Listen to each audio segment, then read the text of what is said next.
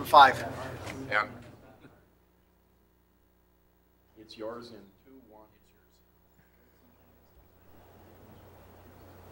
2-1. There you go.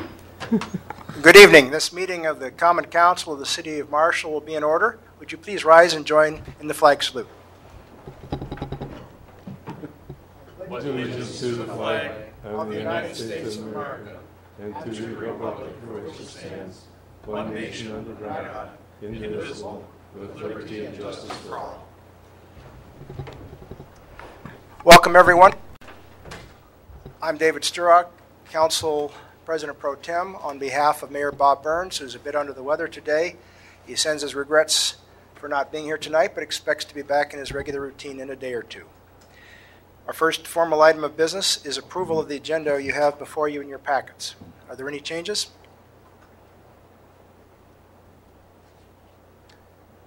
Seeing none, if there's no objection, we'll proceed to a vote for approval.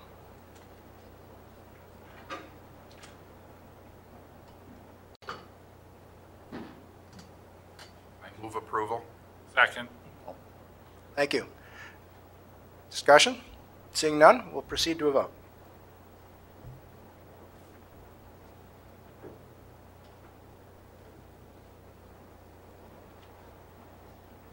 Wait for you. Yeah, I'm waiting for it.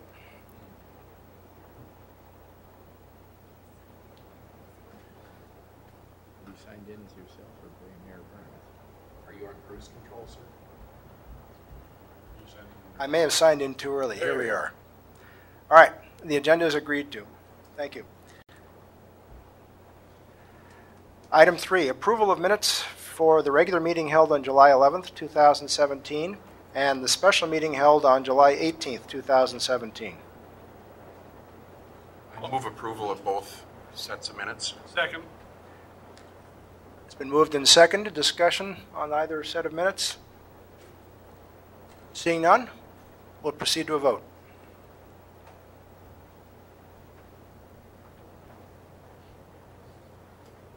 Item 4, the public hearing to consider a request from Southwest Minnesota Housing Partnership to refinance tax-exempt bonds. And to present to this matter is Shannon Sweeney from David Drown and Associates. Welcome, Mr. Sweeney. Thank you. Thank you, Mayor Pro Tem, members of the council. I serve as municipal advisor to the Southwest Minnesota Housing Partnership on the refinance of $5 million in tax-exempt bonds. The purpose of the public hearing is to take public comment with regard to the proposed request for host approval.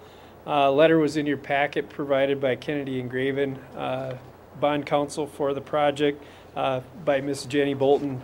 Ms. Bolton indicates that in 2004, the Housing Partnership purchased approximately 81 units in 5 different communities, including the city of Marshall. They borrowed money at that time to do that. That was tax-exempt bonds that were issued to fund the acquisition. At that time, the city took action to provide host approval. The city of Jackson served as the conduit, meaning they're lending their tax-exempt status to the bonds for the purpose of making this acquisition. That acquisition was made, and now the Housing Partnership would like to refinance that debt for better terms, reduce interest and payments on the project. And so in order for them to be able to do that, they once again need host approval and authorization of execution of a joint powers agreement, which is required under Minnesota statute in order for them to be able to spend tax-exempt bond proceeds in your community. So there is a resolution in your packet providing for that action, a draft of the joint powers agreement. The City of Marshall would have no financial obligation with regard to this proposal. If anything bad financially happens to the Southwest Minnesota Housing Partnership, it will not impact the credit rating of the city or your ability to borrow money or anything like that. So more than happy to answer questions of you or the public with regard to the request that's being made. Thank you.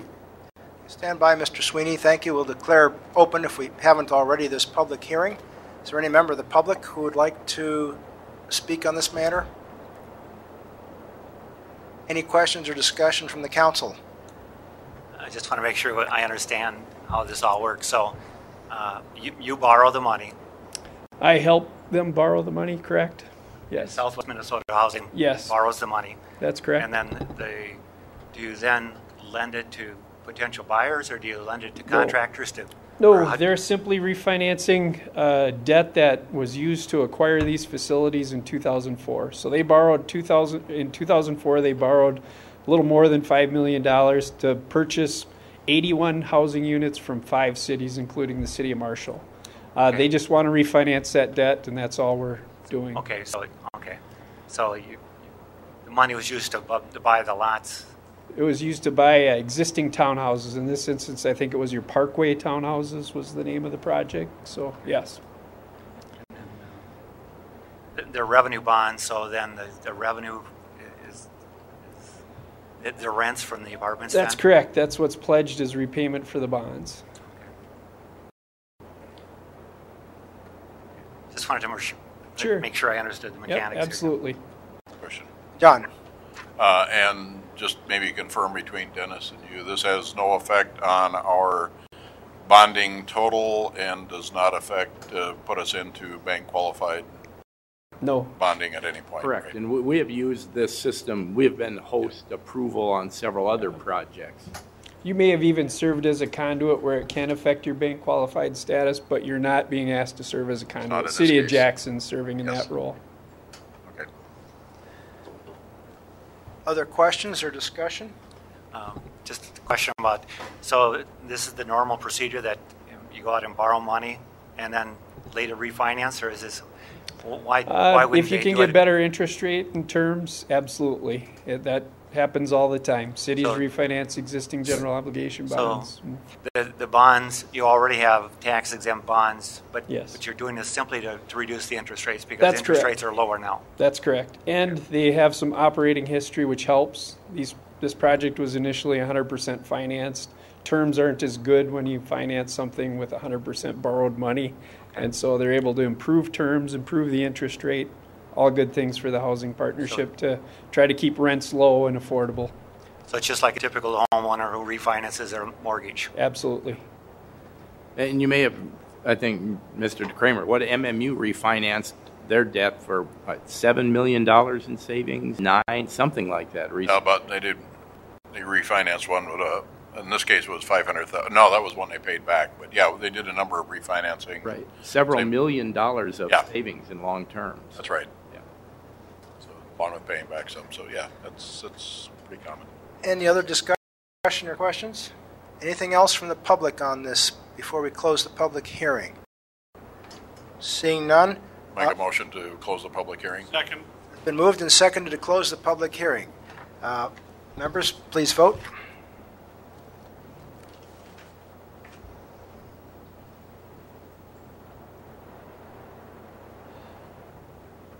And the motion is agreed to. Next, motion 2, to adopt the resolution giving host approval to the issuance of the housing revenue refunding bonds by the City of Jackson. I would move that. Second. Moved by Steve, seconded by Craig. Discussion on that motion? No further discussion? Please vote.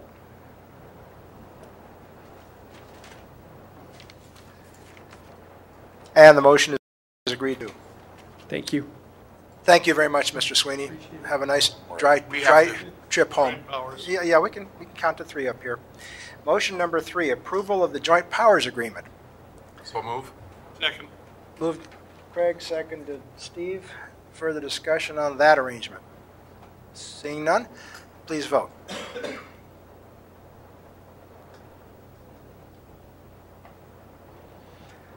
Motion is agreed to.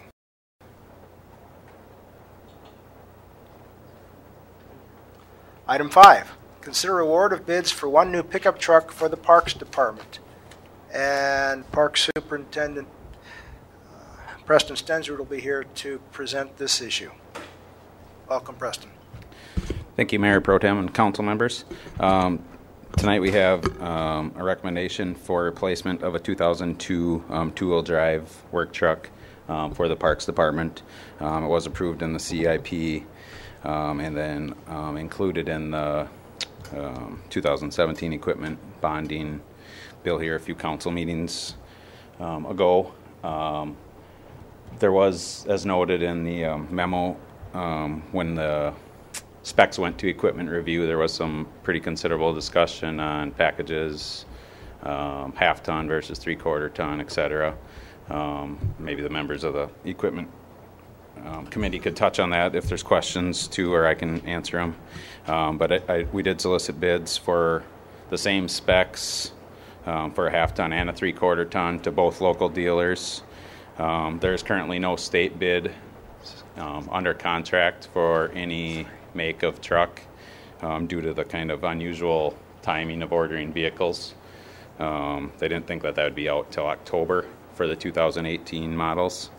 So with that being said, half ton or 3/4 ton, a Dodge Ram from Lockwoods is the low bid. And I did price out with the power options versus not. And on the Dodge, I think it's like a $195 difference to add power windows, power locks, power mirrors, cruise.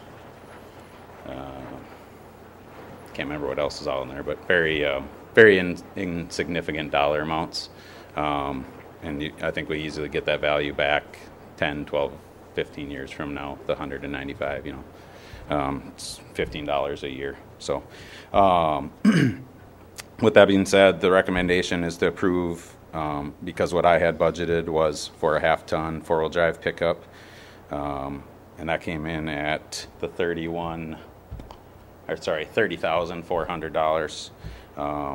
I would be fine with either truck if the council would so wish to upgrade to the 3/4 ton for the $1,047. With that, we also had some discussion if we go to a 3/4 ton, if we should fit that truck with a plow for all the added bike trails and parking lots that we've added. This price doesn't include that, but I did get a proposal from Bendrite to match all the other plows that the city has to fit this truck would be $6,560 additional. But I didn't put that in here because that wasn't my intent, but just some information. So. Okay. Questions or discussion from the council? Craig? Yeah, and this is, I just want to open up the conversation again, kind of continuing on where we were with the equipment committee discussion, because I know we talked a lot about the different packages that you tow with. Granted, most of the time it doesn't leave town, but we're still subject to DOT requirements for tow packages and the vehicle size, and of course for safety. And we're never excluded from having it tow out. So Preston, what is the heaviest piece of equipment, trailer and cargo, that this truck would be expected to tow? Depending, I'd say we have a powered dump body trailer. It's a 16-foot trailer that usually we haul thatch when we dethatch the fields, and then we'd use for hauling branches, tree limbs, stuff like that. And then all of our leaf cleanup in the falls, we use that trailer. I don't know how heavy it is loaded. That'd be under 7,200 pounds though loaded, wouldn't it? Yeah, I'd say so. And then we have a dump or tilt bed trailer that we haul, skid loader, compact tractor, any mowers if they would break down. That's rated for 14,000 pounds. The and trailer we pull that itself. with a half ton? Sometimes. Okay. Jim, what's your thought on that? I mean, we had a lot of conversation about this, and and I just want to continue that conversation both for us and for the benefit of the rest of the council. It is, if you're pulling a skid loader with a half-ton truck, you had mentioned you lost the transmission in your other truck. That's why. Right. My only concern is on this, is I think that it should be upgraded to a 3/4 ton. For what, if you're going to plow with it, use it. My only concern is it's a lot of money for a vehicle that only gets 7,000 miles a year on it. Because the truck, one we have now, only has 74,000 miles on it, correct? Yep. So realistically, we're spending, and now this is the business side of me coming out. My business couldn't justify spending that kind of money on a truck. We'd keep the old one. Because you have a truck, and I'm not trying to talk out of a new truck, but as the taxpayers look at this is a vehicle that only has 74,000 miles on it. Why are we getting rid of it? That has a new transmission in it. And I know we didn't discuss that because that's part of this commission, not the other one with that meeting. But I looked at, so I visited with my subcontractors. I looked at my electrician. He just bought another truck with 110,000 miles on it. My opinion is this 2002 that we're trying to trade in, it has very little value. That you could stick, we keep it for 15 years, but you could stick $2,000 a year maintenance into this truck, and in 15 years still have the same thing, a truck not worth anything. I think we have a truck that doesn't need to be traded in or replaced. And if we do replace it, it needs to be replaced with one that's going to fit Preston's needs. You know, maybe wait a year or two and get that 3/4 ton truck, put it in the budget to get him the vehicle that can pull his skid loader and his tractor and his plow, instead of, you know, settling for a 1/2 ton, which you're going to pull the tarnation out with the skid loader and tractor. I mean, we're going to be back here in 6-7 years wondering why that transmission's bad. So this is something I think we should pause, step back, and maybe put in the budget next year to fit him the piece of equipment that he really needs. Further discussion? I was curious as to the trade-in value of our old pickup here, and I know different dealers can give you different trade-in amounts, but the same dealer is giving us a difference in trade-in for the different vehicles. I think the one trade-in is like $2,663. The same vehicle with the same dealer, the trade-in value is $1,552. You know, about $1,100 difference in the trade-in, and it's with the same dealer. It's just that we're buying a different car. What proposal are you? I'm looking at the first one, and for Lockwood Motors, the difference between the Chevy and the Dodge as far as the trade-ins.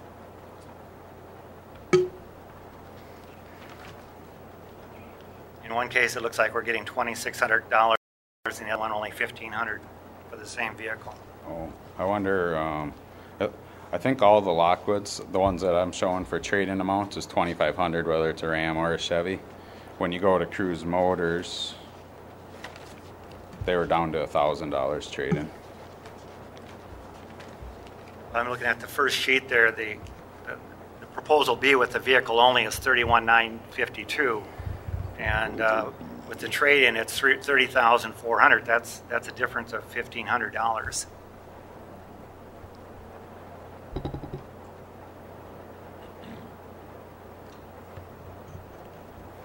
Let's have done 30,000. Sorry, I have a typo in there. That? I have a typo in there. Which number should we go with? Proposal A on there with the one that's in yellow is correct. 30,443? Yep. Okay. Proposal B. Yes. For the 1,500 is $33,062.93. 33,062. Yep. Okay. For proposal B on the same line for Lockwoods. Yep. Okay.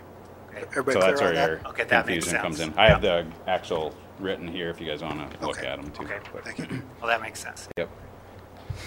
Further discussion? Sorry about that. John? Preston, basically, I guess a couple of questions, but one, if we use the basically the heavier one for snow plowing and the trails, trails going to hold up on that, or is that normally what we Yeah, use? I think so. I mean, I don't know what 3-inch asphalt or. Yep. Yeah, it should be fine. It's not. I don't know how heavy the truck is, actual weight, but I think it'd be just fine. So. I think the question for a lot of that is whether, if it's early and late snow, if it's frozen or not. Yeah. If it's frozen, it's not a problem. If it's not frozen, obviously, we probably don't want to put the heavy trucks on there. If it's not frozen or we know, it's muddy off to the side, we usually try and just let it melt instead of ripping up sod and pushing mud around. If you would get off, so it kind of, depending what the ground is like, we adjust accordingly a little too. And an additional question that I have is that if we did move forward, and I agree with Councilman Lozinski that if we're going to do the truck, we should buy the truck that really serves the purpose, and 3/4 ton, the 2,500 makes a lot more sense to me. And I understand the logic of waiting a year as far as the budget pieces, because it would put us over the budget almost $450, and that's not counting putting the snowplow on and doing that piece. So my question back is that are we in a position that we need the additional snowplow right now, or are we okay? Because I know we added some other equipment, the articulating loader and some other things that have some snow removal capabilities, so we would have a bridge. We could get by without it for a year and put For a that year. in the budget for next year to add the plow if that's what we wanted So to do. that isn't program crippling at all. I mean, we're not in a dire strait right Nope, now. I so just if- got the information in case Sure. the Yep. question arose or whatever. So if Mr. Luzinski or myself or one of us made a motion that we were going to go ahead and just decline the bids and plan to budget this up for next year, that would not be a big problem. Nope. Okay. Further discussion, or? I'll make a motion that we decline the bids, so put it in the budget next year to get the right piece of equipment. Second. Motion by Jim, second by Steve, to decline the bids with intent for building in the 2018 capital budget for this purchase. Everybody clear on that motion? Any further discussion on it? Seeing none, please vote.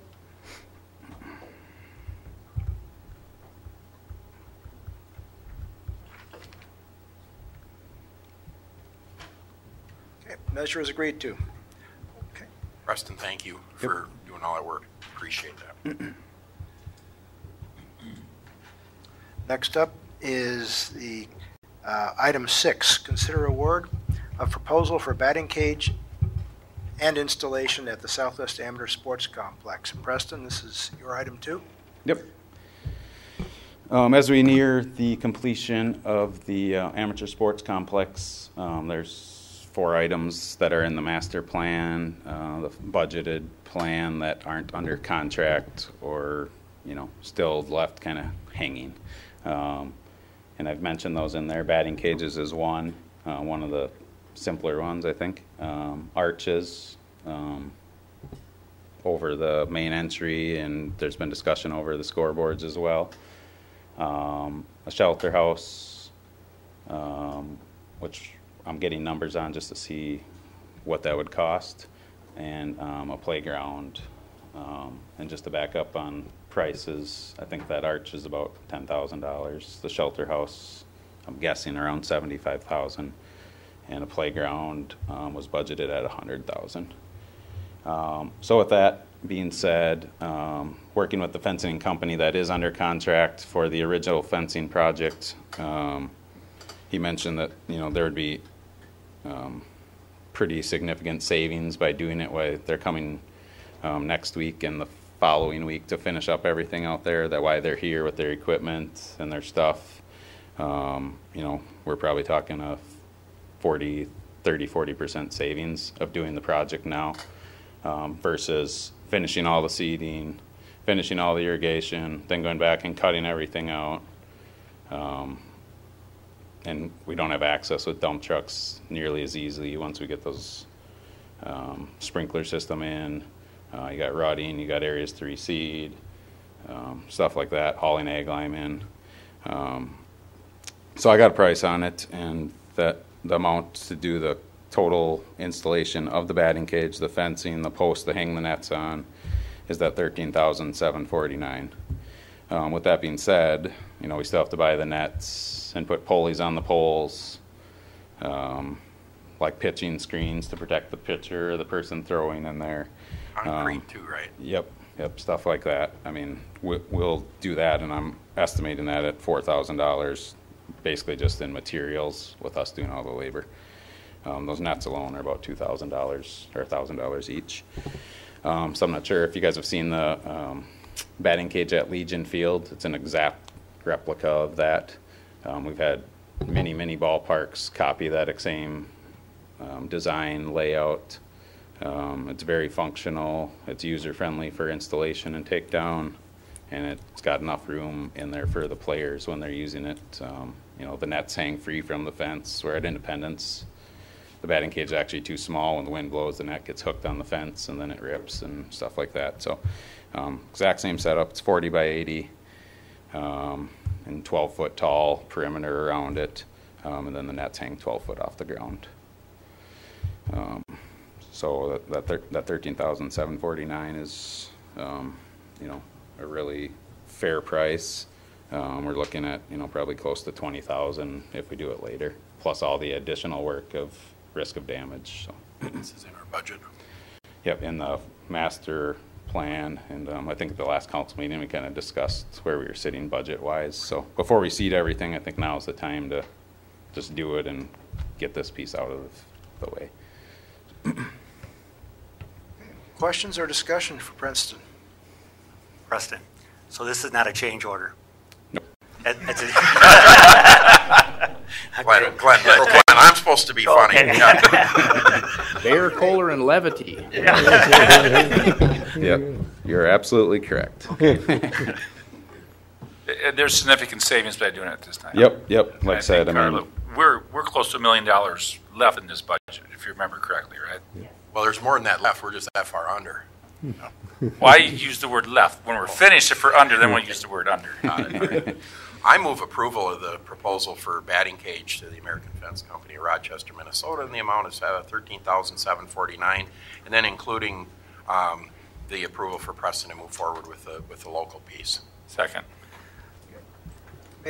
Motion made by Craig, seconded by Jim to approve the proposed purchase for the proposal from American Fence Company. Further discussion? Seeing none, members please vote.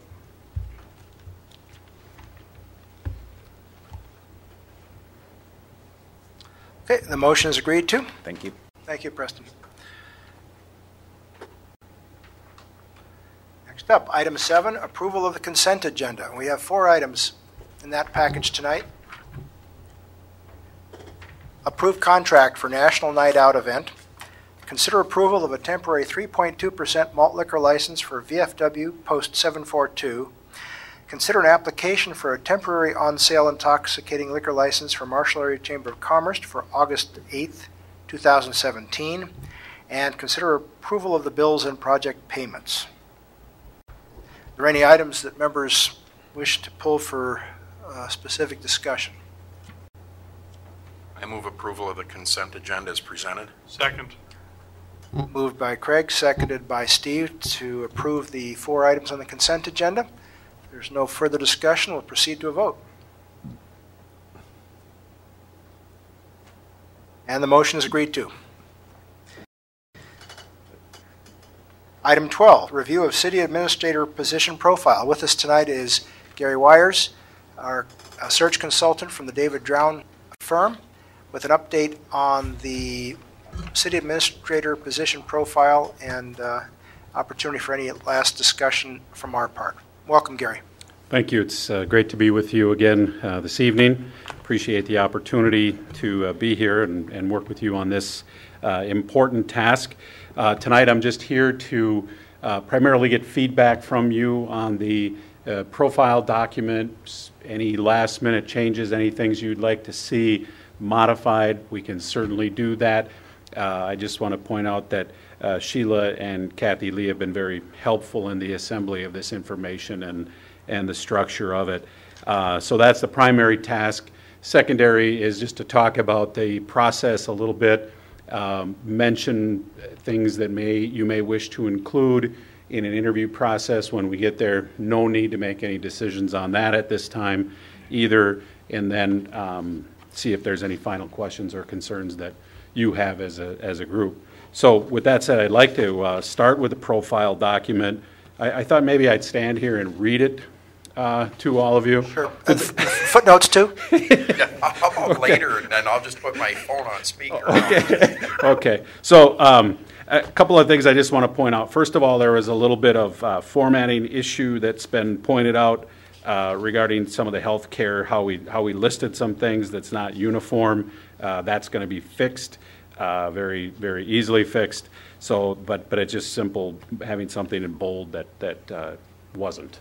Simple typo also, just stop right there, Sheila. Red Baron Arena, not area. Oh, yeah. I can't spell, but I can read. Well, apparently you can do both. So, all right, that'll be fixed. Thank you for pointing that out. I will call your attention to the last page of the profile. It's got a header on it that says application process. There is in the education and experience necessary column on the left, that third bullet down first of all, it doesn't end appropriately. So, but upon further review, that 5 or more years of experience in local government management is actually a preferred qualification in your job description and not a minimum qualification. So I think what we will do is remove that bullet completely. That we will also post the job description where it does say, here are the preferred qualifications as well. But don't want to give the impression that that is a requirement when in fact it is a preferred qualification. Just so I'm following that, Gary, you're proposing we remove the third bullet point language from here, but it'll be indicated as a preferred credential in the formal posting. In the job description that goes with the posting. So, okay. Yeah, all right, correct. Thank you. That's it. Yes. So, hopefully that's acceptable to everyone. So then maybe talk a little bit of process, and then I can loop back, because on that page also you see some dates. These are important dates to talk about right now. August 23rd would be, so we'll post this tomorrow unless there's significant changes you want made, which it's not sounding like there are. We'll post the position tomorrow. It'll be open until August 23rd, so about a 4-week period of time. Immediately after that, I will review and rank applicants and select about the top 10 or 12 applicants. Those people will go through a video interview process and complete a personality inventory.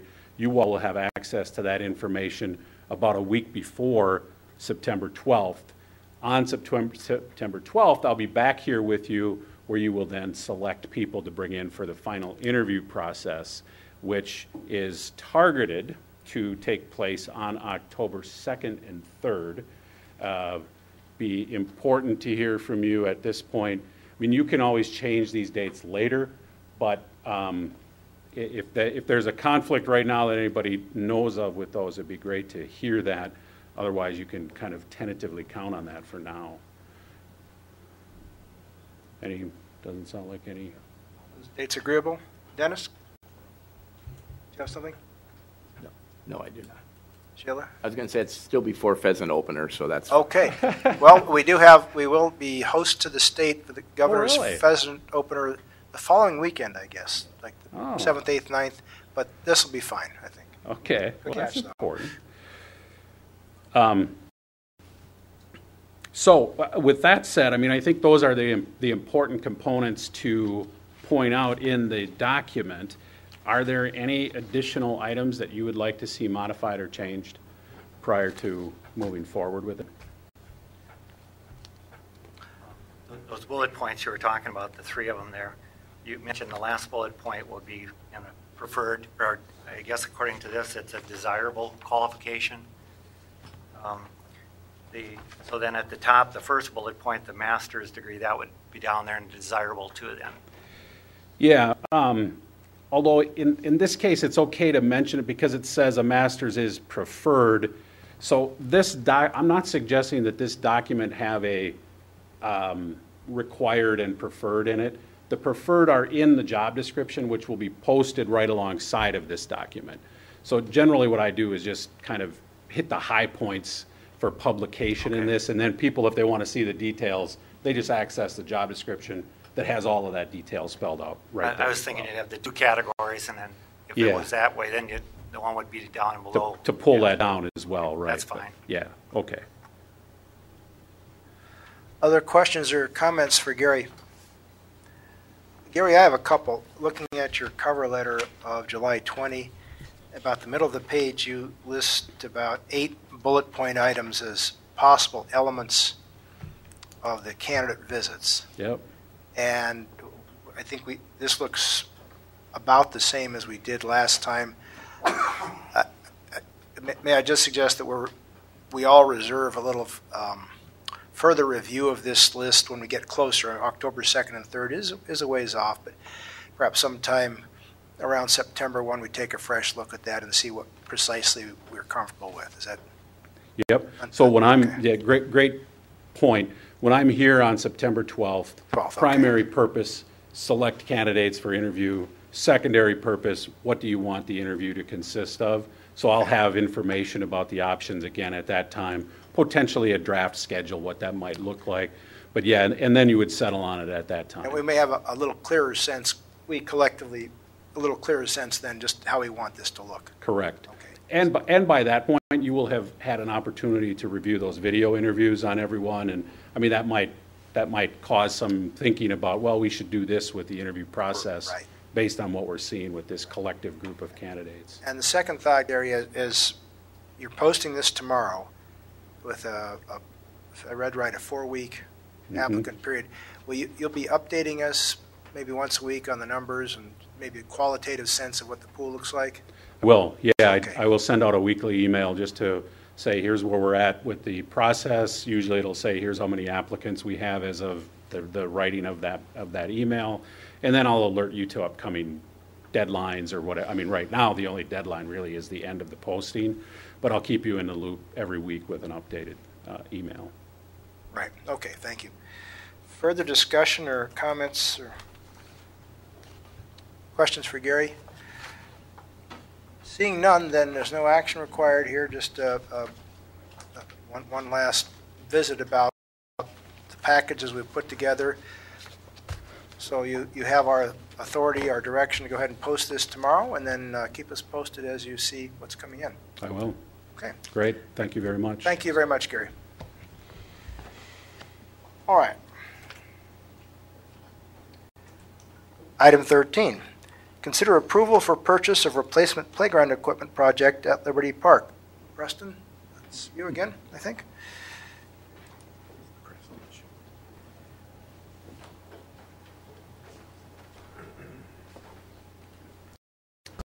Thanks again, Mayor Pro Tem and council members.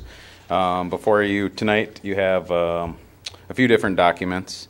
I'm just going to kind of give a little history. We've been talking about this for, I don't know, it's been 2 or 3 years maybe, doing a fire truck playground somewhere. And we thought Liberty made sense. It's the closest to the fire hall other than Memorial Park, and we knew there wasn't going to be a playground there. So it's been a little bit of a collaboration, and this spring, early this spring, I went to a Rotary meeting, and Mike Henley, president of Sunrise Rotary, and John DeCramer can add on to any of this that they wish, but with them looking at doing some kind of a project to get involved with something in the community, and after kind of brainstorming and tossing around different ideas, this is kind of what we all came together with as far as an agreement. So the project consists of removing, there's a pirate ship now at the band shell. It's the brand name of the playground is Compan. It's from Europe. They do not make such playground style material anymore. The pieces are very expensive and hard to get, as you can imagine. So over the years, if stuff is broke, we just took it off and it just went away. It's pressed plywood, and then there are some plastic panels and stuff on there too. I'm not sure exactly what it is, but it's about 15 years old, 14, 15 years old. Not normally the lifespan that you would hope to get on a playground, but anytime you have that wood factor in there, sitting in sand, that's moisture by the river, things are not going in our favor here very well. But so with that being said, the project would consist of taking the pirate ship out, leaving the existing swing set. It's in great condition yet. We've added new swings and chains and stuff. Frame-wise, it's good. We'd be removing the sand, which is not ADA compliant in the playground industry. Also has higher impact for injuries from kids falling, as well as the abrasive wear and tear on the equipment from the bottom of shoes and stuff like that. So the proposed new playground equipment would be from Burke is the playground company. We have 3 or 4 of their playgrounds. Very good company to work with. 15-year warranty on any fading, any parts, anything. I mean, they come out all the time. They're the dealer's out of Stillwater. He stops down frequently just to see how things are going, for having any issues, stuff like that. So very good working relationship. But we'd be taking out that sand and putting in what's called engineered wood fiber. It meets all ADA codes. It has a softer impact for fall height for kids. And we'd repurpose that sand into some of our volleyball courts or something like that. So with that being said, I'm asking if the city would initially pay the $40,538.65 under the agreement that the Sunrise Rotary and the Marshall Fire Department Relief Association, we'd split that in thirds for, I can't remember the exact number, $13,500 and some dollars. 51288. Yep. And then we'd get payment would be back in no more than 2 years, with half this year and at the latest the second half next year. I believe Rotary has applied for a grant that if those funds would come through, then that repayment would come back sooner. So with that, if there's questions for me or Mike Henley from the Rotary, or Fire Chief Mark Claith is here representing the Relief Association, I'd be happy to take any of those. We would also do all the installation, all the removal. This would be our 5th playground install, so I'm comfortable we can do it. But we'd coordinate that with the Rotary and the fire department guys as kind of a group thing and get some public relation stuff from it. So. Just a quick question on that. Yep. Does the company that's selling it to us have any problems with us installing it and saying it's going to have Nope. affect the warranty at all? Nope. They will certainly send out an installer if we want to, but they get like $3,500 a day for one person. And I'm glad we can install it ourselves. I just Yep. didn't know if it would affect the warranty. They're fine with it. Every little panel, I mean, each panel on there has like a 3-page instruction, so you end up with a binder about like this. Tells you exactly every bolt on the whole thing. I'm a good reader. So and this would be. I'm very comfortable with us doing the install. In the past, basically, they'll give us like a drawing of all the footing locations, and the engineering department's helped us lay that into a CAD program so we can establish GPS points. Then we go out there and we know exactly where it all lays out. We drill the holes, get them all laser leveled, so when the stuff comes, we can set it. We know we're square. Away you go. So Carla, question for you. With the fact that we've deferred the vehicle, the pickup vehicle, we've got the cash and the funds that we can carry this for the year.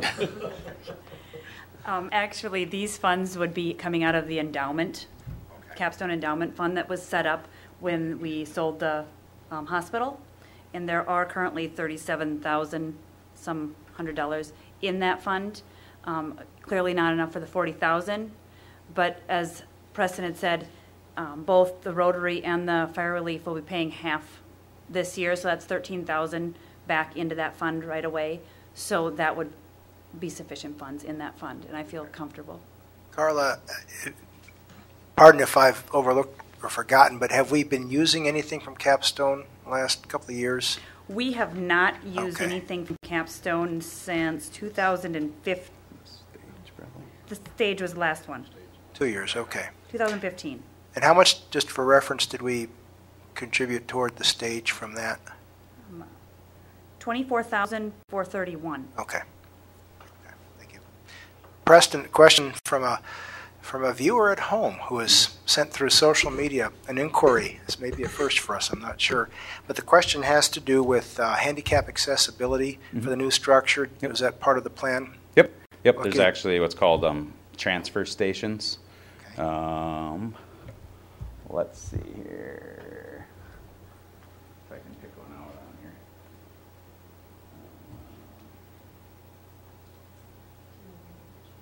It might actually be hidden on both. It's on this back side, but yeah, there is actually a platform that's down low, like 12 inches off the ground, and it has rails that you Is that in on the back of the truck, Preston? Yes, exactly.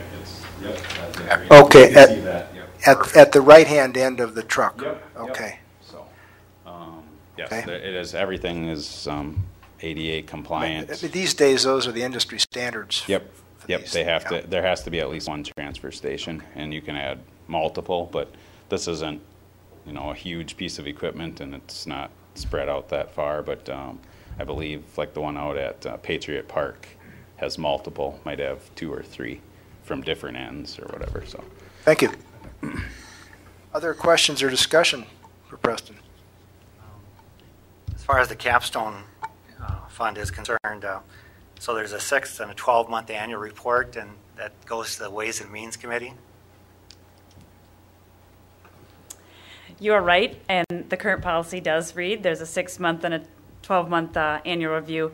That will be updated here in the near future since I've reviewed the policy and found that as a necessity, so that will be taken care of. Okay. Thank you. Thank you for that follow-up, Carla.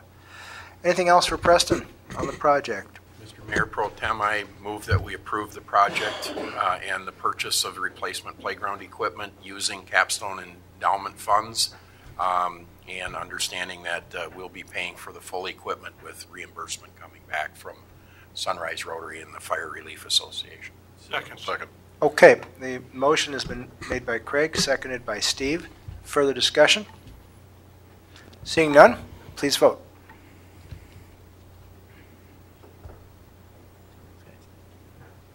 And the motion is agreed to. Thank you. Very attractive project. Thank you to Sunrise Rotary, the Fire Relief Association, Mike Henley and Mark Claith here representing those groups, and Preston for Yep, your that's work. what I was just going to say. Thanks you guys for your participation, and it'll be a great improvement for the park as well as a community. And I'm sorry to see the pirate ship go. My boys, in a way, grew up on that structure, but things change, and I think this will be an exciting addition. Yep. Drop it off in your room. Yeah, I saw that. That's Saw awesome. that. I was thought about commenting on that. It had to be yellow trucks. Councilman DeCramer suggested the remains of the pirate boat could come to my kids' rooms, but I will take that under advisement.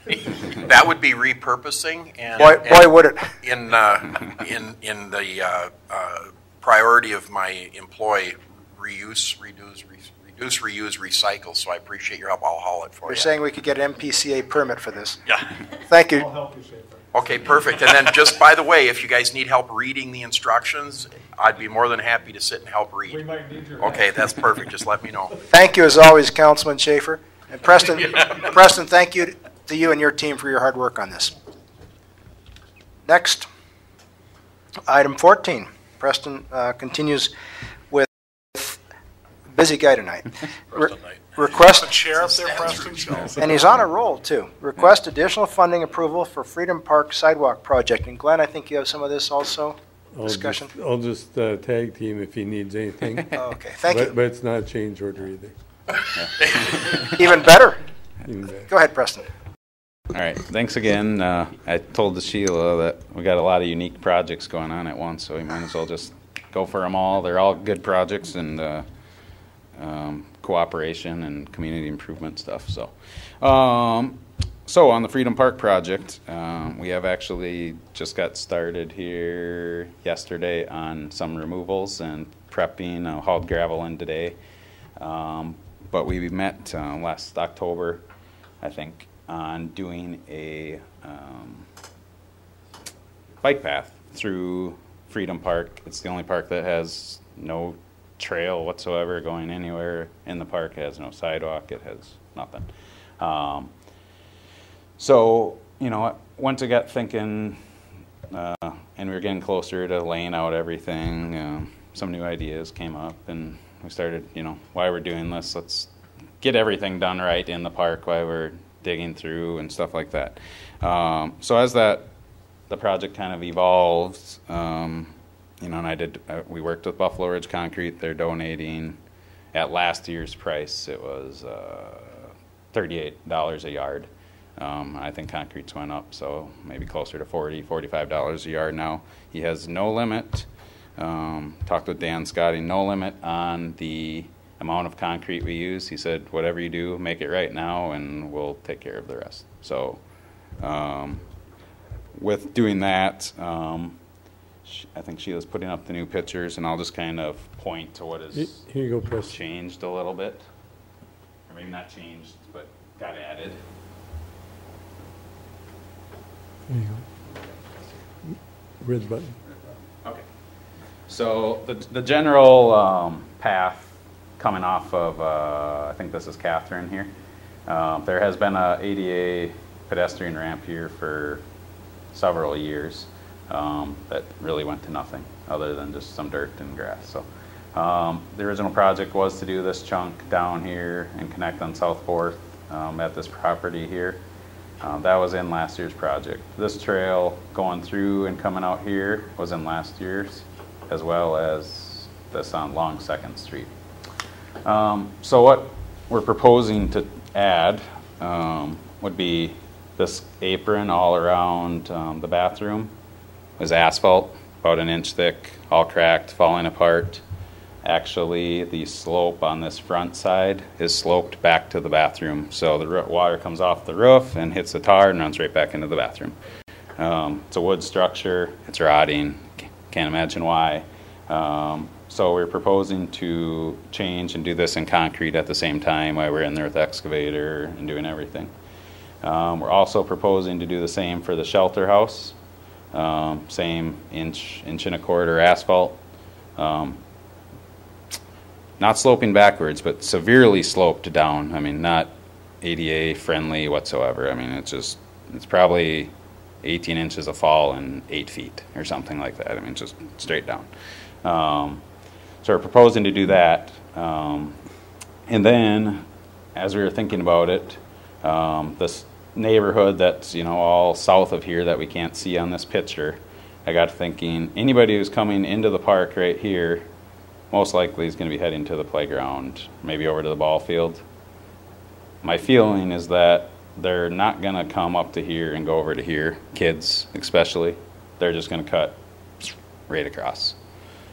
So that's where we added in this little loop. It just gives some added walking area and gives the kids a little kind of shortcut to get through there. And that's where, when we started adding this, that's when I called Buffalo Ridge, just to make sure there wasn't going to be some kind of limit. And they said, nope, do everything you want, and we'll stand behind our price. So. And Preston, I'll invoke recent parent memory here. That hill gets used a lot for kids with bikes in the summer and sleds in the winter. And the placement of that loop path gives enough distance. Yep, it's beyond the hill. It's hard to see on here. So there's like the hill, and then there's a little hump right beyond the hill. It's and allowing for slowing down room as somebody's coming off. And this is just kind of a rough idea. Approximate. We can certainly move this over. Okay. It's just kind of a layout. I'll just suggest when the time comes to get the brass tacks on placement, you take a careful look at what the deacceleration zone is. So they're not sliding into people. For either sleds or bikes. Well, particularly bikes. Yep. In winter, if there's that much snow, they're not walking on the path anyhow. But right. Okay. Yep. Thank you. Nope. Yep. We just kind of threw it in, general idea. So, with all that being said, I think the added cost for doing the aprons around the shelter houses and adding that loop was like $4,000 roughly. Yep, $4,580. Buffalo Ridge did ask, since they were doing pretty sizable donation, that we can get them some kind of a sign that says the project was made possible due to donations from Buffalo Ridge, and I said we'll be more than happy to do that. That'd be appropriate, yes. Yep. Questions or discussion on this? I'd move to approve. I'll second. Okay, motion to approve from Steve, second from John on the additional funding approval for the Freedom Park Sidewalk Project. There's no further discussion. We'll proceed to a vote.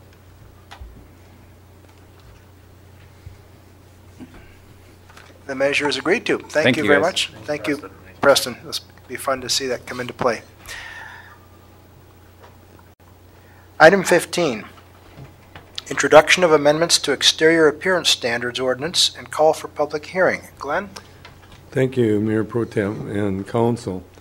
The next two items, actually the next three items, but the first two items were really initiated by the Planning Commission. They are what we consider to be reductions in the requirements of the existing ordinances. And they were initiated by a couple of projects or a couple of applications that were made previously to the Planning Commission, and they recommended that we make some adjustments to make them the requirements less onerous. So if we want to talk about the first one, the exterior appearance standards, the Planning Commission did not want to make the determination of materials. They wanted to make the decision of whether or not it conformed to the area and whether or not it would look decent, but they did not want to make the determination of whether or not this exterior product was equal or equivalent to a Class 1, a Class 2, or a Class 3 type material. So this came as a direction or a request from the Planning Commission, and it was recommended to you at a 4-0 vote. So any questions that you have? Ilya Gutin is here to put it together for us after the direction by Planning Commission. Steve.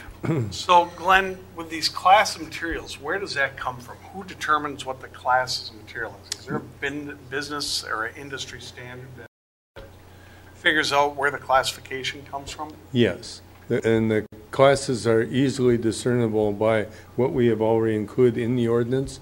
So a Class 1 material is, like concrete or an EIFS or a brick face, where the Class 2 then steps down from that, and then Class 3 is like a wood type. But where does that classification come from? Who makes the classifications? Yeah.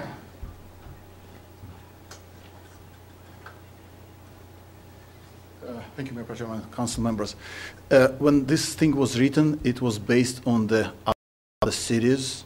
So the classification is practically very similar to how other cities treat the exterior appearance standards. It's they usually break it into several classes, 4 or 5. I mean, it depends, it's based on the appearance of it's all subjective, but it's in this case, as I said, it's very similar to other cities. So these classes were set per se by city staff, not by an industrial standard. Well, there is no industrial standard. That's what I mean. So it was set by city staff. As I said, it was set by city staff, very similar to other cities. It was recommended by city staff. Let me clarify that. It was recommended by city staff, approved by the Planning Commission. It was never approved by the Planning Commission. That was a 3-3 vote. That was never approved by the Planning Commission. It was recommended for approval by a majority. Glenn, let me ask. It's been a few years since I was on Planning Commission. Did we have standards like this in place in previous years, or is this, as Jim's recalling, a more recent discussion? More recent, because it was included in the appearance standards, which was fairly recent. Okay. So this is a recent discussion. And when this came through, it was never consulted. And I know you compared us to other cities. And I remember I asked some of those other cities, and there were none of them that were local. I remember one of the cities was Duluth. All right. I recall that. And that's not a fair comparison to Marshall. One was a suburb in the cities. I don't recall ever hearing a New Ulm or a Wilmer or a city that we are, per se, competing with. Obviously, we don't compete with a Duluth. That's a very large tourist city, so I can see why their classifications would be different than Marshall. You're familiar with Duluth, Steve. You're from that area. Northfield has a very strict appearance. Who does? Northfield. Again, that's a very tourist, Jesse James, very popular tourist area. Northfield is considered a comparable city to Marshall on the list. And I've talked to several builders about this because none of them were consulted. This was something. This is an ordinance I think should be removed and redone. Something that we should consult with the builders and the people who live in Marshall and do it as a community, not as a city staff, because this has created a lot of discussion in the city of Marshall. So, Jim, your thought is to go further than this proposal If I understand you Well, correctly. my thought is to remove the ordinance Remove and it. redo it Okay. with the input. I understand, I got that, but as opposed to the proposal here, which is a narrower modification, is that the This distinction you're proposal making? is very narrow. Okay, just want to understand the I scale. would like to broaden it so we have more, so the builders and developers can go in there and do their work without the city Got that. dictating what they can and can't do. Other discussion. Well, Craig, let me go to Craig first. Question on point is that, could that discussion then that Jim's describing at least start and process through the public hearing? Depending on the input, we could continue the public hearing for more of that to kind of break it into a team. I think that in the set here to stay to cadence, I think it's proper for us to follow through to the public hearing and encourage those people to come forward so we can then continue that into a deeper discussion if that's what plays out. And I have no problem with that. What I would like to see then is if we have a builder who wants to build, is remove the cost that he still has to apply for a variance, but remove that cost, that variance, as we work through this. Because what happens is these developers have to get a variance to get approved to do their project, and that costs money. So I'd be open to going to the public hearing, but at that point, we remove the variance or the cost of this to that builder or that developer until we get this reworked so it fits into what I believe could fit better into the city of Marshall. Okay. And then I have a follow-up question based on that for process, and this is just to make sure that we do this absolutely proper. So at that point, Jim, and obviously I totally value your input, and this is absolutely your strong point, and I want to hear what you're saying. Is this something that you could or couldn't make that motion? Because I wonder, is this a conflict for you where you would have to abstain from this, or can you move forward? I don't know the answer to that. But I'd be fine if somebody else made the motion that we go forward, and I would understand, because this does get, yes. Glenn, go Could I ahead. bring up something here? First of all, I think this is a major change from what was being proposed. We're talking going back and deleting these requirements. I think that needs to go back to L&O. L&O should make a recommendation to the city council. If contractors have interest in this and want to eliminate it, they can come to that hearing. But that's a time to do the homework, not at this public meeting. But I think that I think we need to start at L&O first. do we not get there by doing the public hearing? Isn't that the purpose of the public hearing? That's my thought. Okay. I don't disagree. I think that's where it's going to land. John. But I think we have to take due process. Go ahead, to John. get there. And say this was brought to L&O, and unfortunately that was a meeting that Councilman Mayor-Kohler could not attend, but the recommendation was to just bring this change to the council and have the public hearing. So keep in mind, what we're asking for here is just really to have a public hearing and have that discussion. And to me, yes, if that's one of the items that comes out of it, that we need to dig into it deeper, that's part of the public hearing. But right now, we're just asking to have the public hearing. Okay, so in other words, we could hold a public hearing, well, we have to, but one result is to refer it to L&O. Is that? Well, I think the It'd result of be the public determined hearing. what's determined at the Yeah. public No, hearing. let me ask the question so I have clear guidance. Dennis, one possible result of a public hearing is a referral of the matter to L&O for further study, yes? That would be a. Okay, just want to be clear we're all understanding that. Right. Glenn? I just want to make sure it goes back to L&O. I don't want the council to delete these requirements without it going back to L&O. I think L&O is supposed It's already come from L&O. not to delete all the requirements. We're not trying to delete the requirements. Well, that's what Jim's talking about. I getting rid said of they all need of to them. be revisited. That's what Jim wants the outcome to be, and I'm saying we get to a process before we get to that end or whatever Yes. end we Okay, end up with. One- We run gentlemen, the process. That was one my at response a time. to Mr. Sturrock there. That is a potential outcome.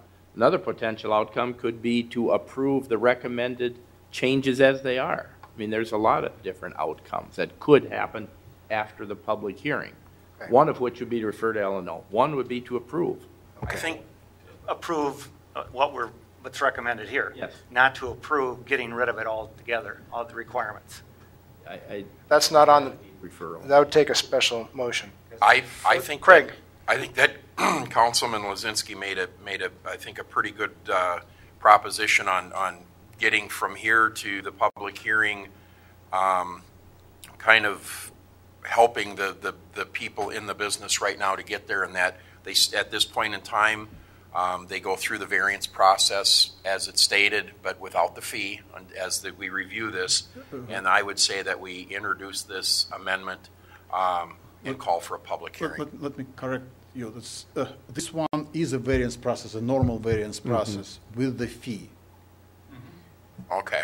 So that's because this is a heritage district is the one with the variance process without a fee. This one is a standard variance process. Okay. Again, provided someone wants to have a different material, if they follow the standards, there is no variance, and they just build whatever. That's correct, but the standards are set by city staff. That's why I suggest suspend the fee so we get the input of the complete public, and at that point we could decide what material, as it goes to LNO, but to suspend the fee until that point. But we've historically had the fee for how long? 3 years. 3 years. And it's not going to take, we're going to public hearing on the 8th. And if they restart working on the ordinance, then it could be 4 or 5 months. But we could make that decision as we process or proceed out of the public hearing after. My motion is that we introduce the amendments for the exterior appearance standard ordinance and call for a public hearing to be held on August 8th, 2017. Is there a second? Second. I just want to make sure I'm Go, correct Glenn, on this. just a moment. Motion has been made by Craig, seconded by John, to hold a public hearing on August 8th. Regarding the approval of the amendments. Yes. And so at that public hearing, we're advertising it only to approve these amendments. It's not to delete all the requirements.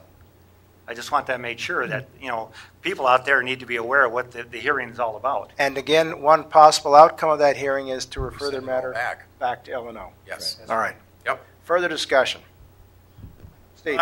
I've actually talked to a couple of contractors, and the contractors that I have spoken to are not in favor of this. They want, what it's doing is it's costing them more money. That cost is prohibiting growth in this town and building of new buildings because of the variance.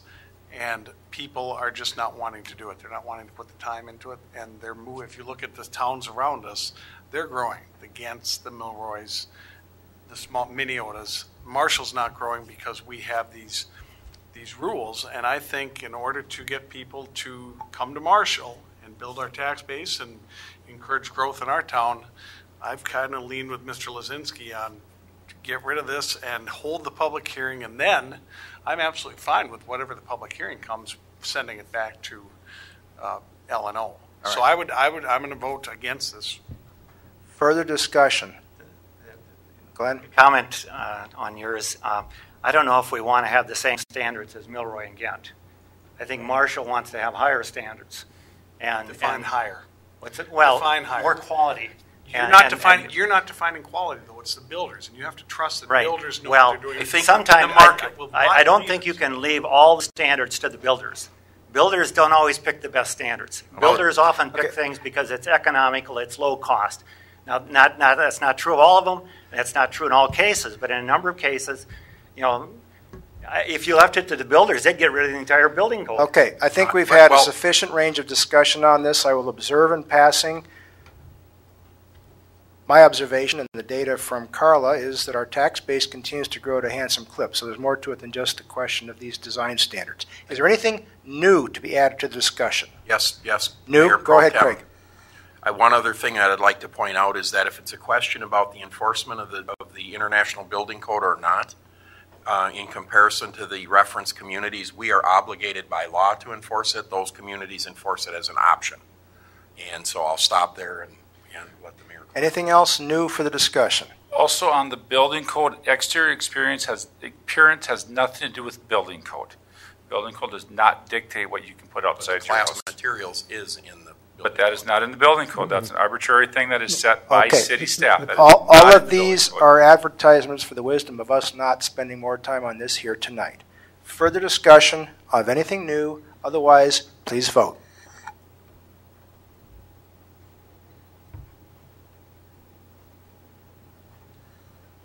In having cast the vote now, I would... The vote has not been announced. The measure is passed by 4-2. Comment? Yeah, I think that it's imperative that those who are in the business and been voicing the opinion that they be encouraged to be here for the public hearing so that we can move this in the direction that it apparently needs to go. Agreed. All right, next item. 16, introduction of Central Heritage District Exterior Construction Standards Ordinance Amendment and call for a public hearing. Glenn, is this yours? Thank you, Mayor Pro Tem and Council. This is real similar. It was generated by the same direction by the Planning Commission, and you can see what those changes would be. I'll give you examples of the downtown or the Heritage District issues that have come up. One was like awnings. Awnings color, there was a whole palette of colors that was established. And then we had special requests, like if you were a business like Subway that had certain colors that were required for your business, they were also included and allowed in the district.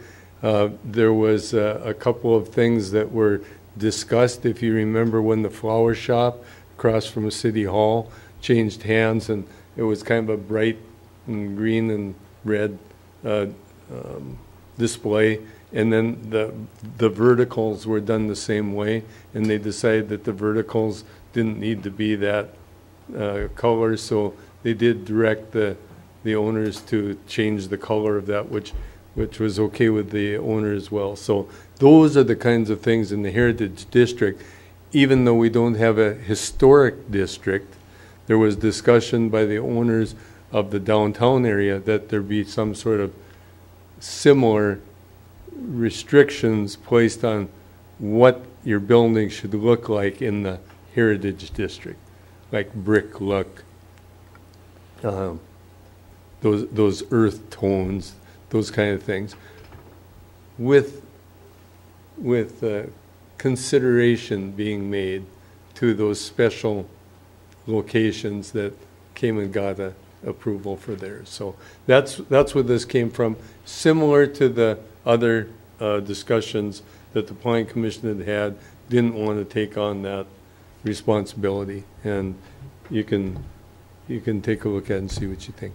And members, I'll observe that all we're doing here, we can discuss if we like, but our chief act is to introduce and call for the public hearing on August 8th. So I so move. I'll second. Okay. The motion has been made by Craig, seconded by John, to introduce the ordinance amendment and call for a public hearing. Now, discussion on that. Seeing none? Any objection to proceeding to a vote? Okay, please vote.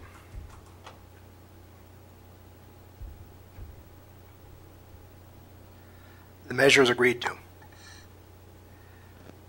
Item 17, introduction of non-conforming use ordinance amendments and call for a public hearing.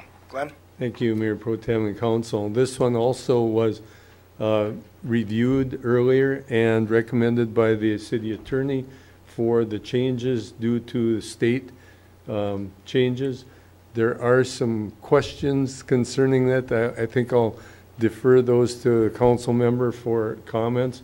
I did take down one comment already for removal of a comma where I agreed that shouldn't be. So if you want to just have some discussion of this one, we would certainly suggest that. My question on this one, Dennis, if this is a state statute, why do we need it in our ordinances? Pardon me? If this is a state statute, why do we need it in our ordinances? Because our ordinance is incorrect. So this ordinance then, as I read through, will mirror the state statute for non-conforming buildings and disasters. Correct, within those certain time periods as authorized by, Yes. yeah, so first, thank you for pointing us in the right direction Yes, of getting that. So, but, you know, you're going to comply with state statutes regardless, but I think it's just a better idea to have it in our ordinances. Let's be clear on it. Craig? And there's one other point in this, because there was kind of what I would call the keystone incident that brought this forward and brought it to light, and that party be refunded their expenses for coming through all of the hearings and appeals. I believe that was discussed at a point in time that those additional costs would be reimbursed if we actually changed this. We did that. Oh, you did already do it? Okay, good. All right. Then I just want to make sure we covered that. They're one of my constituents. I was thinking, I read someplace that some cities are kind of grandfathered in. They might have a different non-conforming ordinance, and that if it was adopted before a certain date, that they can still have a different rule so that you could, I notice that some cities have different ordinances than what we do. And so there must be a need for an ordinance because it looks like all of them have the ordinance. And I just looked at ours. I didn't go and look elsewhere. I noticed that one of the cities and has a requirement there that where it's more than 50% destroyed and they apply for a building permit within the 180-day period, that the city may impose reasonable conditions upon the building permit in order to mitigate any newly created impact on adjacent property. That's a provision that is in the state statute and evidently is allowed by state law that we might consider adding to ours because you know, when they do something like this, they have a non-conforming use, it does affect the adjacent property owners. And we want to certainly have protection there for adjacent property owners. Okay, further discussion on this? Yeah, one more item. Yes. Thank you, Mayor Pro Tem and Council. Was the state regulation indicated it's a county assessor that establishes? In our recommendation, we have the city assessor that establishes the market value. There can be a considerable difference between who establishes market value. You might have a realtor that would like to establish the market value, and that would be the value of the replacement property. I guess we would like to keep it at city assessor, but if it's a requirement to go to the county assessor because that's who, I don't know if that's who really does establish the market value, we have it included as city assessor in our recommendation. Just bringing that to your attention, that's all. I was just doing some research on that. Some cities just say market value, which is pretty loose. I mean, you're right. What market value do you use? The real estate agents' market value or the assessed value or whatever. There's a lot of difference sometimes between assessed value and what an appraised value would be. And I think what you're referring to is that in the statute it says, as indicated in the records of the county assessor. So they're going by the tax statement, what value is on the tax statement, and that's with the county tax statement. So I think that's where they came up with the county assessor part of it. So keep that in mind when we want to do the final direction. Craig. For a point in clarity in that, then so our city assessor actually establishes that value and it is certified to the county assessor, and that's where it's held, but it's our assessor that actually comes up with that value. So I think the answer is both. And then again, another point is that, as my understanding with all state statute and rule, is that the city as a municipal jurisdiction has the ability to be more restrictive but never less restrictive as long as we go through the due process of ordinance and legislation. Well, a couple of things here then. The question then is, if you look at the state statute, it says, as indicated in the records of the county assessor at the time of damage. Right. So all you have to do is go to the county assessor's office, see what's on their records, and that's the value you have to use. Now, the problem we have with different assessed values, because we have, we assess it this year, and then it might be for next year's taxes.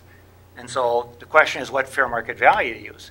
And according to this, you got to go to the county, see what's on their records at the time of the damage, and that's the amount that you have to use. So it's pretty clear exactly what amount you're supposed to use. If I understand this right, though, and it might be somewhat of a moot point unless we were trying to contest the ability or restrict their ability to rebuild the non-conforming use, but if it's more than 50% destroyed, we still have the option to allow them to do the non-conforming use and to reconstruct. So I think it's a moot point, and I think it's also appropriate to understand that we're only calling for the public hearing, and we can further dig into the weeds on this as that need arises. So with that said, I'm move that we introduce the amendments to non-conforming use ordinance and call for a public hearing to be held on August 8th, 2017.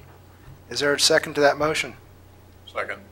Okay, motion moved by Craig, seconded by John to introduce the ordinance amendments and call for the public hearing. Any further discussion? Just one quick question, Glenn. So the way the ordinance reads, if it's considered if they supposedly meet the requirements here, and it says that the non-conforming use may be continued. Okay, if they meet the requirements, they can continue, they can reconstruct it, and it can continue as a non-conforming. Exactly the way it was. But if they don't meet these provisions, or if they wait more than a year, it's discontinued for more than a year, or they don't file have the building permit within the 180 days, they miss the requirement. They're not allowed to. They have to have a conforming use then. Or automatically it has to be, or go for a variance. Right. That's correct. But it's considered then they'd have to go to the city and ask for a variance in order to do it. I just wanted to make clear Good. on that. Good point. Seeing no further discussion, please vote.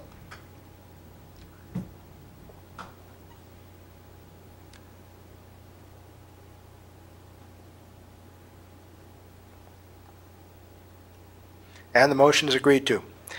Item 18, consider amendment to the 2017 fee resolution. Sheila? Thank you, Mayor Pro Tem and Council. The Ways and Means Committee met on May 31st and recommended the changes as shown in your materials. The proposed amendments include some technical changes, such as revision of dates, removal of language referring to MAHA rate agreement, separation of city clerk and finance department references.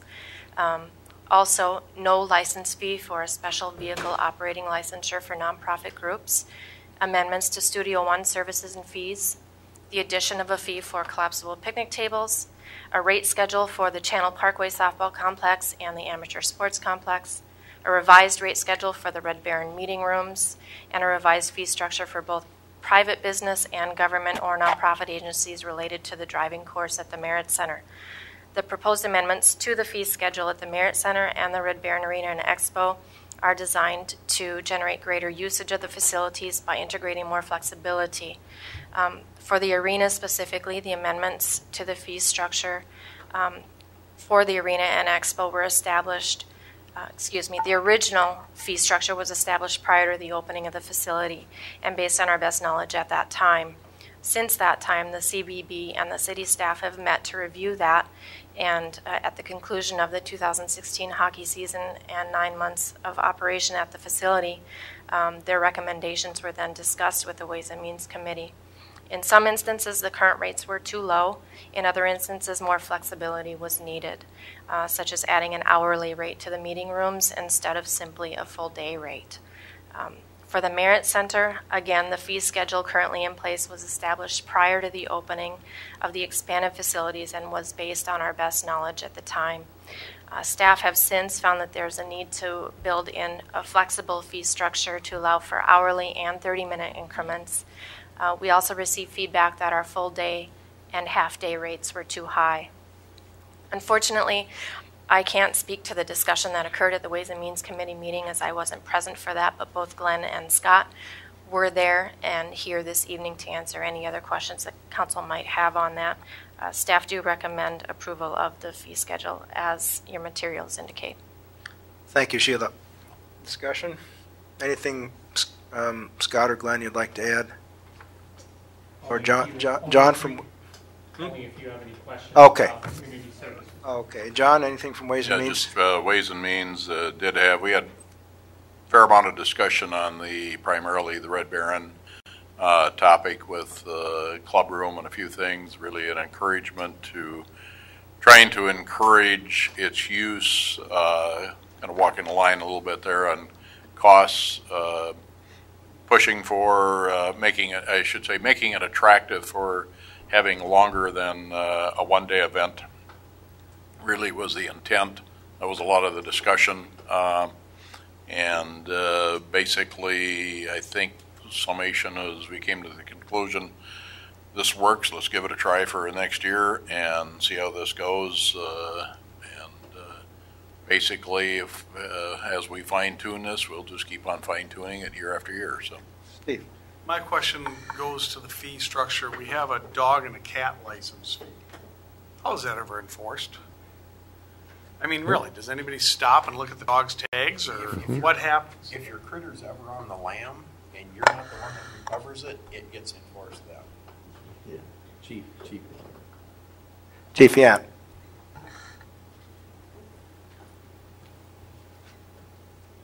we don't actively patrol to enforce it, but when it ends up being enforced is when we pick up the animals. And if they don't have a registration for the people to recover their animal, then they pay that fee plus the impoundment fee. Seems like that should be readdressed, because if you've already done proactive, I got my dogs or licenses and it gets picked up. Right, then you're not charged a fee because you've got it. You're charged for not having it if you don't have it. But then you're encouraging people to pay the fee retroactively. They get a No. fine. Well, that's if they're dead. They get, if they pay the fee, right, they pay the fee. But there's also an impound cost. That's to any dog. There is, it depends on the time. If they're picked up in the same day, we don't charge them. But if it's, the intent is to reunite the animal with the owner. But yeah, if the animal doesn't have a license when it's picked up, for the owner to take the animal, they have to pay it. But if the animal has a license, then they just pay, if there is an impoundment fee, then they pay that only. So it's not, out of the scheme of stuff, it's not a huge amount, but the biggest thing is it helps us if it's got license, and it's a way to connect the owner to the animal. And so if it's licensed, then we can call the owner because it has a tag, and then you return it to the owner usually, so there's no cost. So if your dogs are chipped, does Marshall have a way to? Only the vet. The vet. Yeah, we don't do that, but so. Thank you, Chief. Further discussion? James, anybody? Okay. I move adoption of the resolution approving the amendments to the City of Marshall fee resolution schedule. The motion has been made by Craig, seconded by James, to approve the proposed amendments to the fee resolution. Those in favor, or opposed, or abstain, or absent, please vote. And the motion is agreed to. Thank you. Number 19, introduction of ordinance amending chapters 6, 22, 30, 38, 42, 50, 54, 62, 66, 70, 74, 78, and 82 of the Code of Ordinances. Sheila. Thank you, Mayor Pro Tem and Council. This is a cleanup item that has been on our list for a bit. Staff are recommending that each of the code ordinances that reference the position of City Clerk / Finance Director be amended. On March 28th of 2016, there was a reorganization of our administration department where the positions of Finance Director and City Clerk were separated. Therefore, with that change, the ordinances also require amendment designating the responsibilities of each as applicable in that ordinance. In addition to those amendments of title changes, staff recommend technical changes within those same ordinances in terms of the references to he or him to make those either removed or neutral. Just a side note, the same thing will be occurring with our charter. Once our charter commission is convened, they will be looking at our charter ordinances that have finance director / city clerk, and we will be fixing those as well.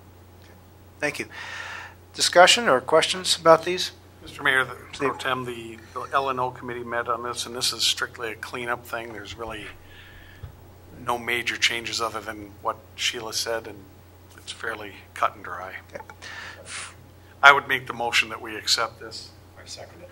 Okay. It has been moved by Steve, seconded by Craig, to adopt the proposed ordinance amendments in the chapters just listed. Further discussion? Seeing none? Yeah, Sheila, yes. It's an introduction of the ordinance. Oh, we're getting ahead of ourselves. Introduction of ordinance to consider those amendments, and then we would carry out the ordinance on August 8th. Is that the intent? Okay, thank you. All right, please vote.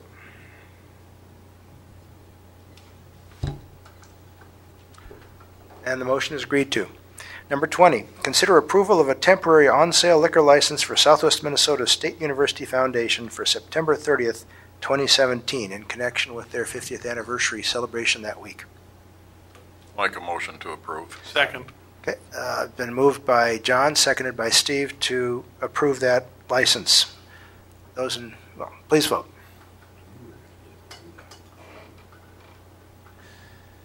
And the motion is agreed to with one noted abstention. Item 21.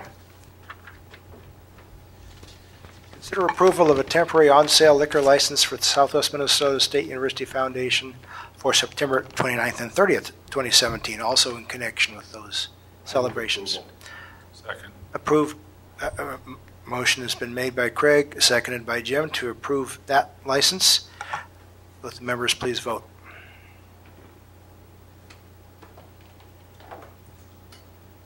Earlier today, the council met and interviewed applicants for airport commission vacancies.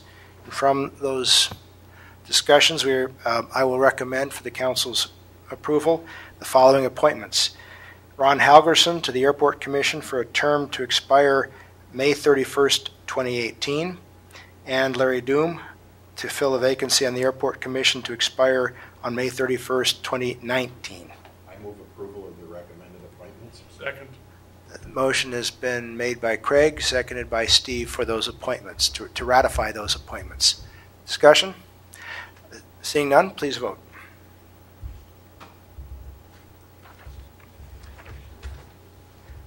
And the nominations are confirmed. Item 23, Commission and Board Liaison Reports. Craig. Thank you, Mr. Mayor Pro Tem. The Merit Commission met last Thursday. We actually, some of us met out there earlier in the afternoon. And while we met the week prior, actually, and met with Sheila, or with, with Carla, and reviewed our proposed budget. So we're working on the budget process. I really appreciate Carla's attendance to that and her attention to the detail and helping kind of bring that in. So the second item that I have is also related to the Merit Commission, and I'm happy to report that we have a new coordinator hired there. She started Monday.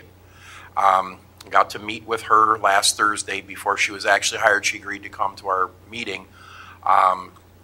That's a huge step, and I think that's going to make a real big difference for us getting traction with a lot of the efforts that are happening there. We also met with an industry that has significant presence in all of the communities nationwide, but this one actually delivers a utility within the city of Marshall, and but is a national presence also, and they are looking at building out a training facility for their industry with permanent installations on a portion of the property at the Merit Center, which then would become property of the Merit Center for training by the other industry members, that whoever would want to work on that. And they're looking at a long-term agreement. They would propose to fully fund that, and then there's also some potential for some other grant feed from them into the Merit Center, contributing to additional work there. So they asked that we not give a lot of detail until they finish up their internal commitment to that, but it looks really good. It's something that's kind of been in the discussion for a couple of years, but it's really hit the ground now, and we feel that with a full-time coordinator on board, we are now in a position to actually reasonably and effectively serve that. So it was kind of, we had a lot of ideas that we wanted to put to the ground, but until we were able to, we felt to really service those professionally, we needed to get to this step of having that coordinator. So I just want you to know that that's real positive, and when we get that first outside party engaged with that kind of a time and energy and money investment, I think that's going to be a big step for the Merit Center. So I feel really good about that. Thank you. Sounds exciting. Who is it? Who's the director? The coordinator? Her name is Jasmine Dismit. And she's got local roots. She was here, and then had a career change, left, and has now, her and her husband have come back, and seems very excited. I think looks like a really, really good hire, and I know we're really excited as a commission to have her on board and to get moving. I provided a little bit of background on her in the administrative brief that went out last week. Thank you. Yep, thank you. Steve. I have nothing. The EDA met last week, but I was on a church youth group as a chaperone, so I missed that. So I'll defer to Glenn? I have nothing. My commissions and boards have not met in last cycle. John? Okay, discussion at the EDA. There was a discussion regarding the 2018 budget. That action or work is started. Just to give some background, that has been going on for a number of years. The levy that the EDA has, part of the tax levy, hasn't changed for many years, probably, as long as I can remember, 6, maybe 10 years. We've been slowly, the budgets that have passed have been very slight deficit budgets, either break even or slight negative. Usually goes negative if we have some special items that come through that hit. So the discussion this time basically was the same. We did pass a budget that could potentially have a slight negative impact on the small amount of reserve funds that we do have. And this is all kind of a warning discussion coming up potentially on this next budget go-around. Do we increase that roughly $119,000 that's put on the levy by a very small amount, something in the area of maybe 0.5% to 1%.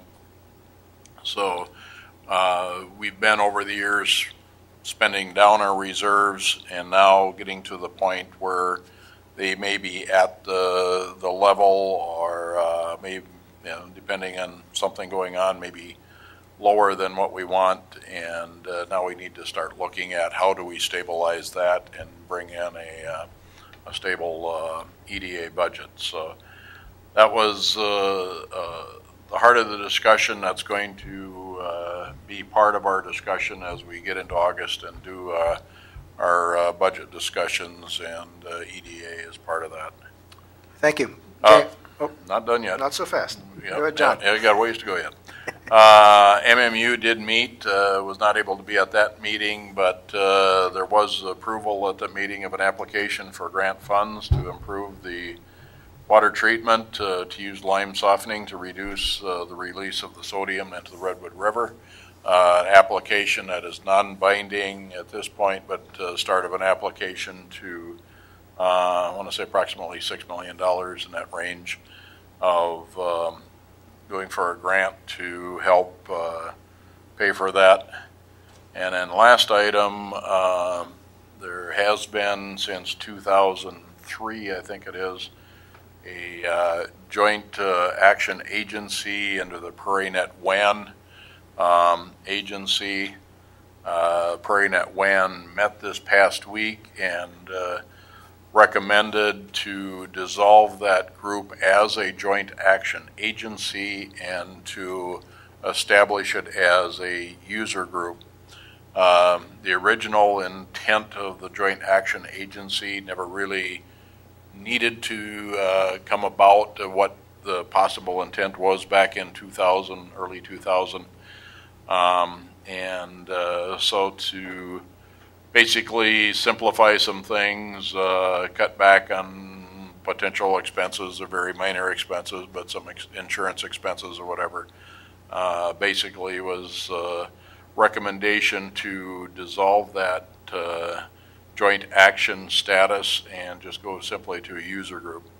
That will be coming to the council probably sometime in September, or August, September? August. It'll be in August, and with the approval of that, if that were approved by the City Council, the Marshall School District, and Lyon County, that would basically, the Joint Action Agency would just simply dissolve at the end of this year. So that'll be something that's coming to us in another discussion. So, okay. Thank you, John. James. The Marshall Area Transit did meet. I could not make the meeting. I was busy, and the Adult Community Center and the other one did not meet. Thank you. They did not forward me minutes, so I asked for them again. Council member individual items. Craig. Nothing, Your Honor. James. I would like to encourage you as council members to visit with your constituents about our public meetings in 2 weeks and get input.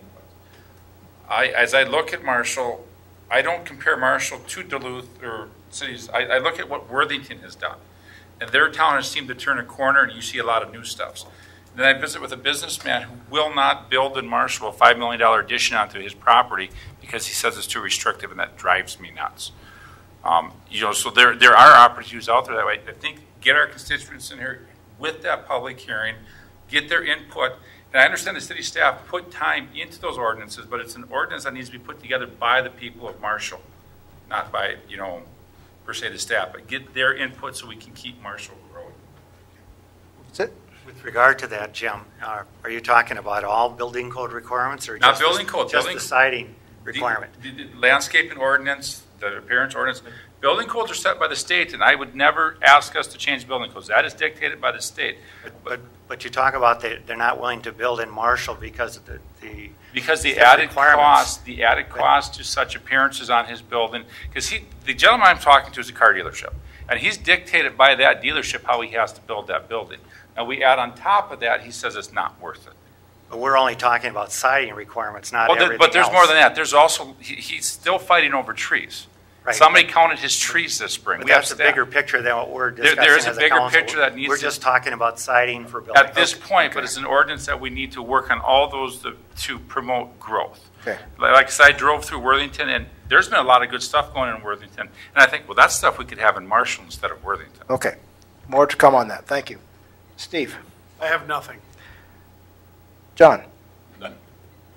Glenn. I have nothing. I have several quick items. First, transportation related. Several of us last week, 2 weeks ago now, were at the ribbon cutting for the completion of the Camden Regional Bike Trail. Major milestone, quite an achievement of interagency cooperation between the state DNR, Lyon County, City of Marshall, and I believe Lynn Township. And it was appropriate to celebrate that. We had several leaders from statewide biking interests out to be part of the event. And also, it should be noted, this happened because, in large measure, of the leadership of our own Mayor Bob Burns, so we want to acknowledge that tonight. Two more specifically transportation-related events, along with Glenn Olson, I was present at the SRDC, that Regional Development Commission's annual transportation meeting on July 12th, where we talked, among other things, about the possibilities for highway and other improvements in southwest Minnesota thanks to the recent legislative actions and some intent to follow up on that, which happened the very next week, July 18th. Several of us from the Marshall Area Transportation Group met with John Hughesby, the chief engineer from MnDOT District 8, and several of his team to consider more specifically possible applications for grants for passing lanes and other improvements. So we're eager to move forward on those to help build our region.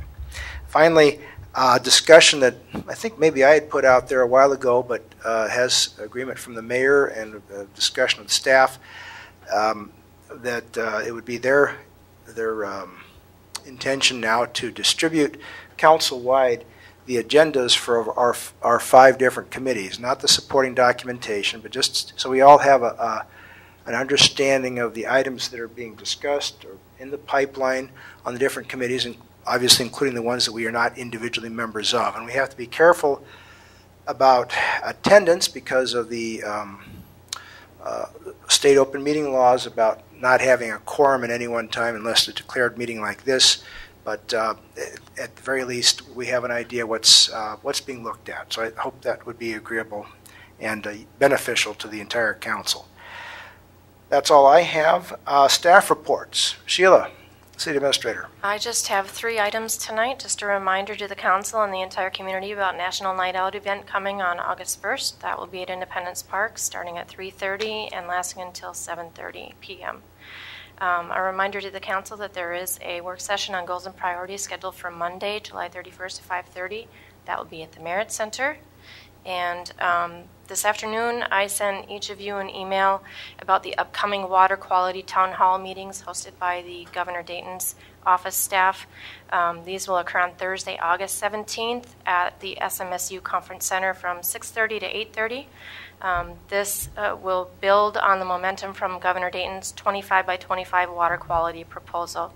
And it's an opportunity to discuss water quality challenges facing our community, learn from the experts, and engage with the policymakers.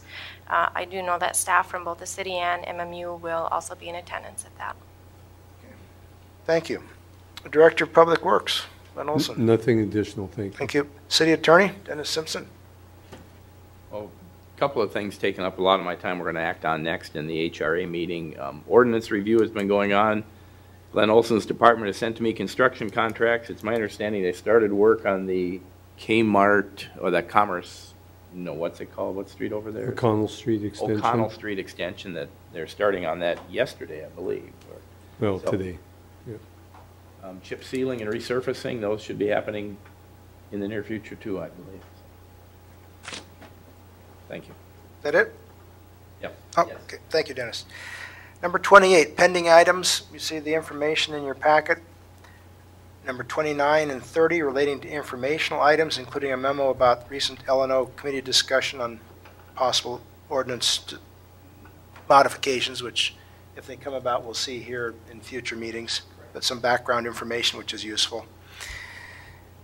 Number 31, the calendar for the next 2 months of scheduled meetings. Number 32, motion to adjourn. So moved. Second. Moved by Craig, seconded by Steve. I'll salute you all for active, engaged discussion on many topics tonight. You do hard work, and it should be well recognized and appreciated, even when we have different degrees of agreement. Also, upcoming, James, a big day in your household this weekend. We salute and congratulate you for that and hope all goes well. And thanks for taking the ribbons on that. You do pretty good. You're welcome. He scrubs up well. Well, it looks good for Saturday. I got to take my pictures. We salute you for that.